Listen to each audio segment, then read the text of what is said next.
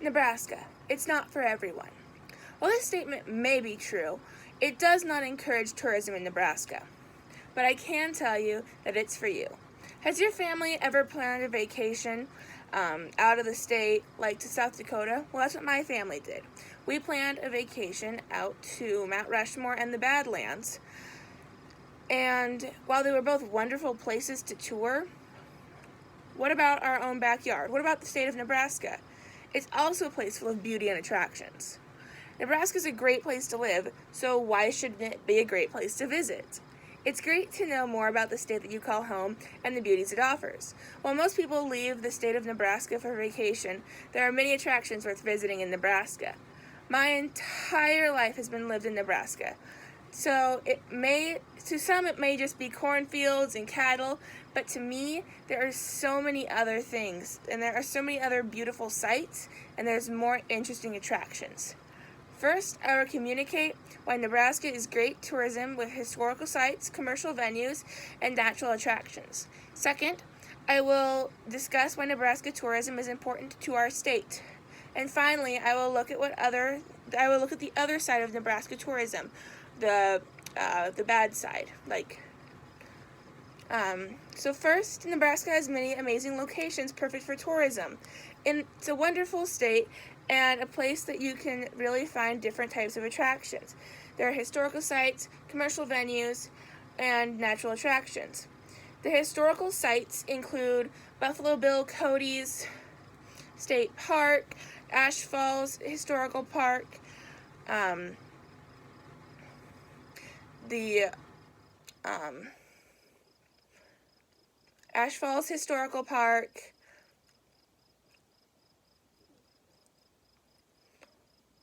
the other historical parks that are also included in the state of Nebraska, and then there's just a lot of other historical sites like Willa Cather's birthplace, other birthplaces of famous people.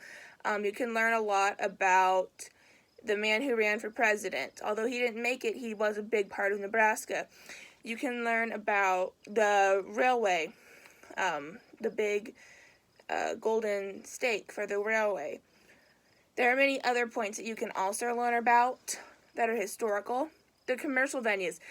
That's where we can find the Henry Doorly Zoo. The Henry Doorly Zoo is a huge commercial venue for Nebraska.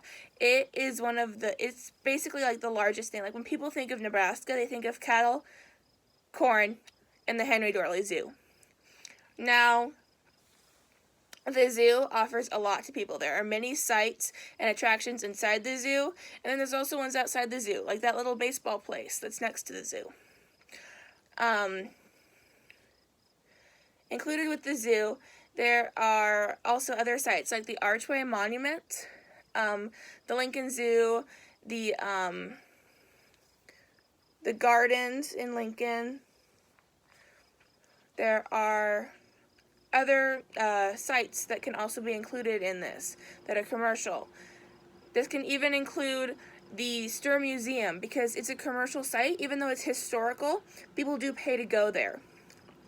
The third type of venue is the natural attractions. The natural attractions include the beauties of Nebraska, and there are so many.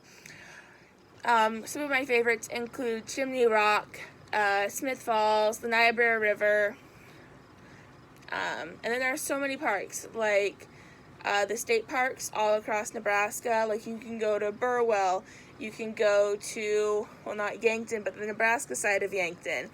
You can go to Valentine, you can go to Scotts Bluff, you can go to Chadron, the Chadron State Parks. You can go to just about anywhere, and there will be beautiful parks for you to visit. There's also like the Toadstool Rock place. All of these are included in the natural beauties of Nebraska. Other than the natural beauties of Nebraska,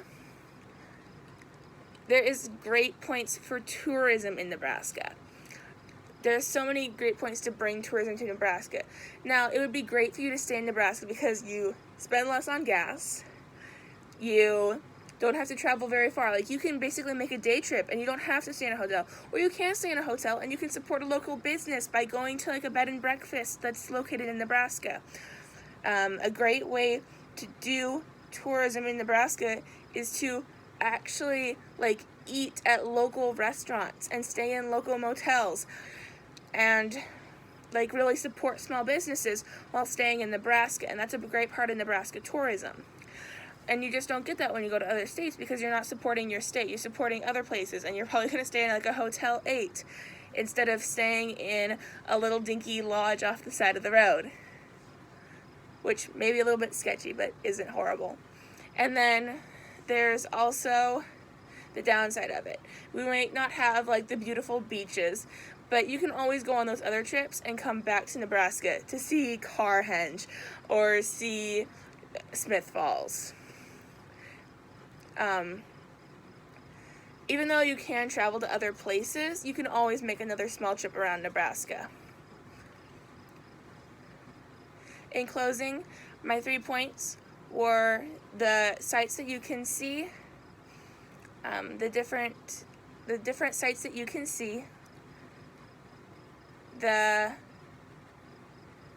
tourism aspect of it, and the other side of the argument. Thank you for listening, and I know that Nebraska isn't for everyone, but I hope it's for you.